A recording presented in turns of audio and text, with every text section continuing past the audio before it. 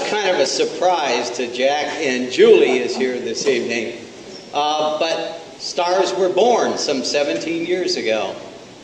It gives me great pleasure today to welcome back to campus a friend, someone that has, I think, really exemplified the case entrepreneurial spirit. When we talk about entrepreneurs and we go back and look some 20 years ago, at the anniversary of the 100th anniversary of the Department of Mechanical Engineering, Tom Kicker had Frank Rudy, the inventor of the Nike Air Sole, in from the class of 1950. And Frank talked that evening over in Glennon, and I think that speech went on to about 11 o'clock that night, Jack. And there were a lot of graduate students there, and it was the most exciting evening. And afterwards, on the steps of Glennon, a few of Jack's friends and graduate students, and you know, suddenly a six-pack appeared. Graduate students are very resourceful.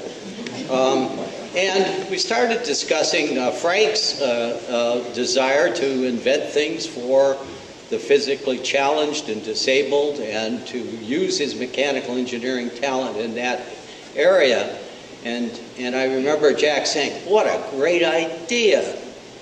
Well, not long after that, Jack came down to our office and said, "You know, I want to start a company on campus, and I'd like you to sit on the board." And the first board meeting, there's Jack in a tie, and he had lawyers and doctors and so forth on the board. He had it organized exactly like a corporation, and how to build this case engineering support group. And from a few small students, it grew to probably, what, 150, close to 200 students working on projects all across the campus. It was certainly an exciting time to watch this organization grow.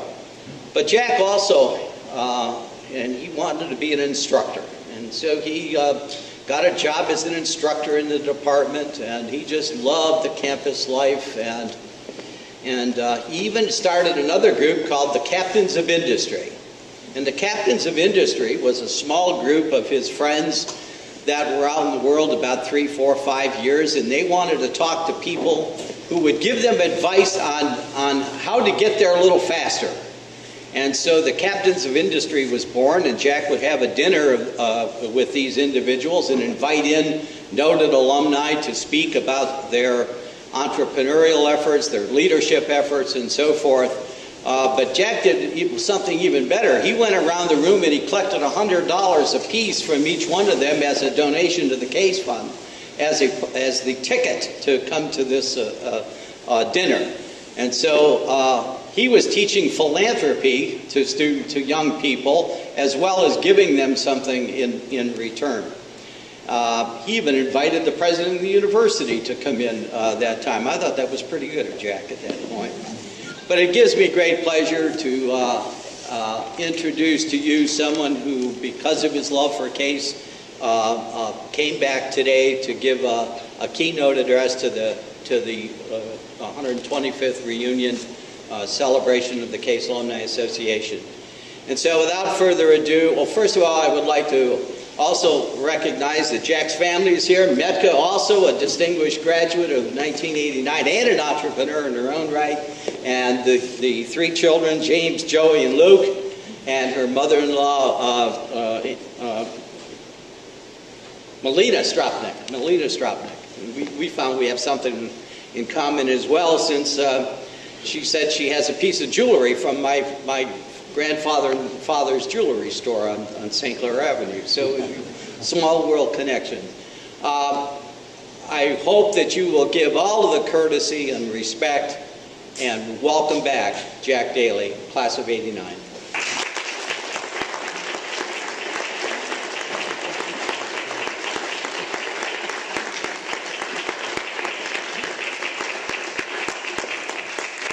I don't know where to go from here, to be honest with you. At this point, it's all downhill. I think you've seen the best of the presentation. But thank you, Roger. That was actually wonderful.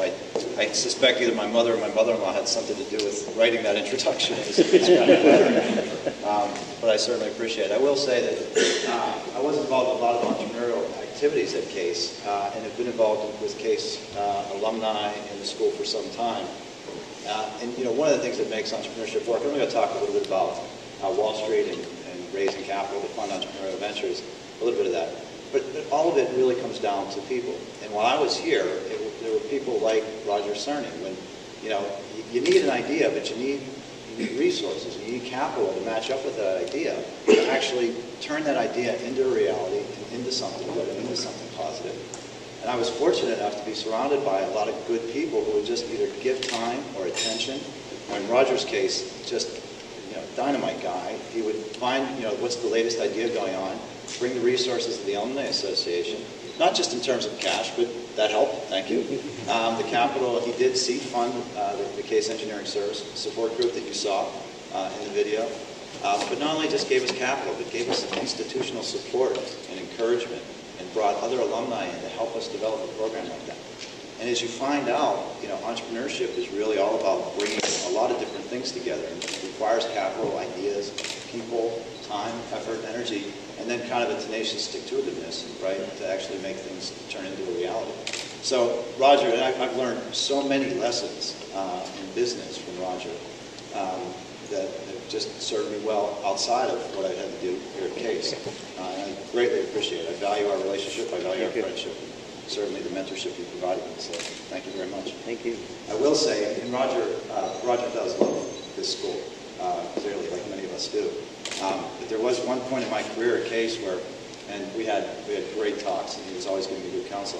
One day he looked at me and goes, "Jack, I love having you around, but you just got to get out of here." Because I stayed at CASE for a long time. I did my undergraduate work here. I did my graduate engineering degree here. I did join the faculty. I taught for about 6 years. And Kendall laughed because I was the lowest on the totem pole in faculty. So I taught 3 classes a semester and 2 in the summer, right? So, I ended up spending a lot of time in the classroom, which, by the way, I loved.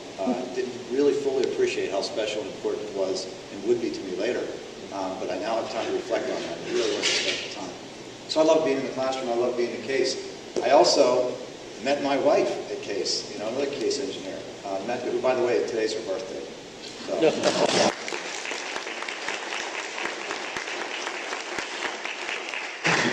And maybe I'll tell you a little funny story. First of all, there weren't many women in engineering when I was there. Notwithstanding the fact that in the video, I think 80% of the engineering students shown in the video were women. And Julie is here too. But I met my wife at CASE, and I was just absolutely thrilled because she's been the love of my life for a long time. We've been married 19 years now.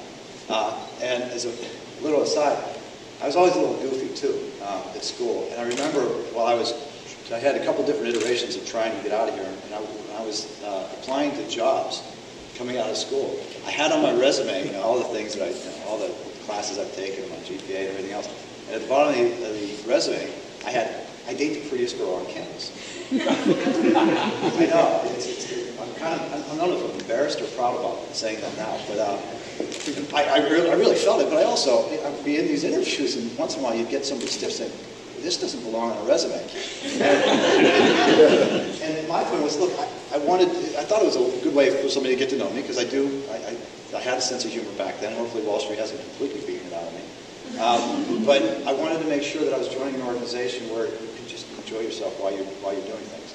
And I thought, you know what, if this craters me on any of these job interviews, so be it, right? And I was dating the prettiest girl on campus, and I was proud of that. So that was kind of funny. And I still feel like dating the prettiest girl on campus. So thanks for being here.